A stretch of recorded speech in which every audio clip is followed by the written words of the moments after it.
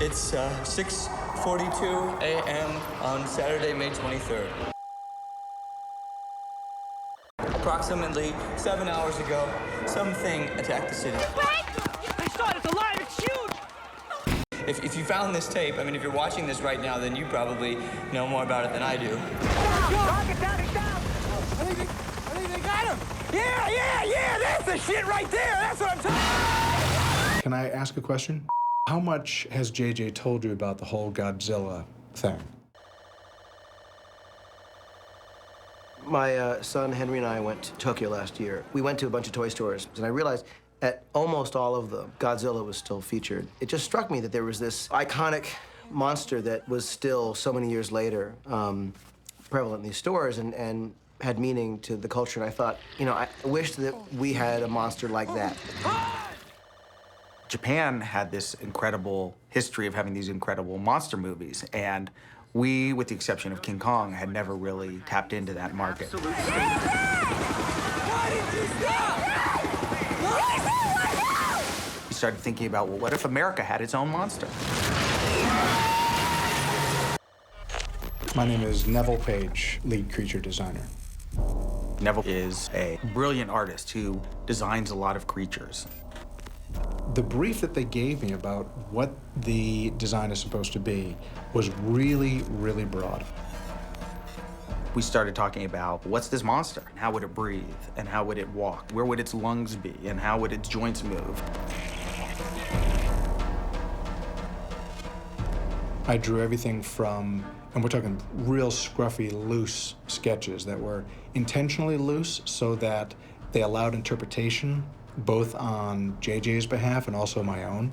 So that helped me kind of realize, okay, it's walking on two legs, and it has the emotive qualities of a human, but it clearly needs to look interesting and alien.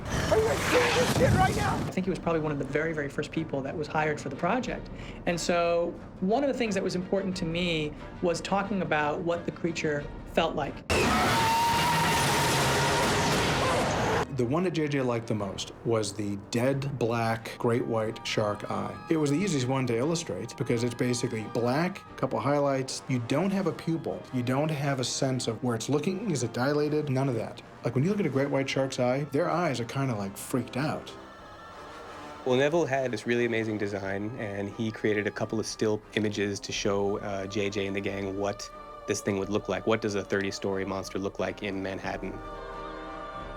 They don't furrow their brow and use all those other cliches that we use to make a creature look, it's mean, so it's furrowing the brow. I think there's almost nothing scarier than an animal that is much bigger than you that's terrified, because that animal's going to do anything.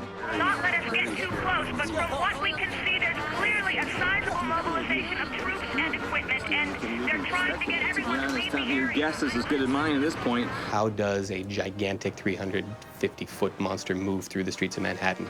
There appears to be something coming off of it. Yes. The ground seems to be covered. It has flesh, kind of like a cross between a dog and a simian. Kind of this loping gallop in a way. Seeing this shit right now? Oh my God!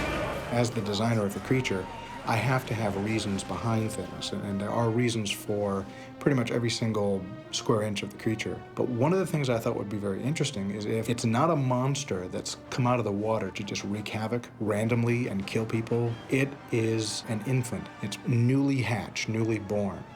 And all the pain that goes with something being exposed to a foreign environment and temperatures and things and sounds and little pestilent, almost like ants, people. Having the knowledge that it was a baby really helped me understand a little bit more about what the creature would do. I guess what was frightening to me was the idea of a large creature who was spooked. But to know that when it is screaming, when it's roaring, it's not a threat display kind of thing. It's not the Godzilla. It's crying out for its mother, perhaps. It's lost. And that was helping feed me with an idea of, okay, now I can see how we can be potentially empathetic about the creature as opposed to afraid of it. There were just so many brilliant ideas that he had, and he would come in with these amazing drawings. And to me, there's nothing more frightening than a wild animal. And if the wild animal is 300 feet tall, then you're in trouble.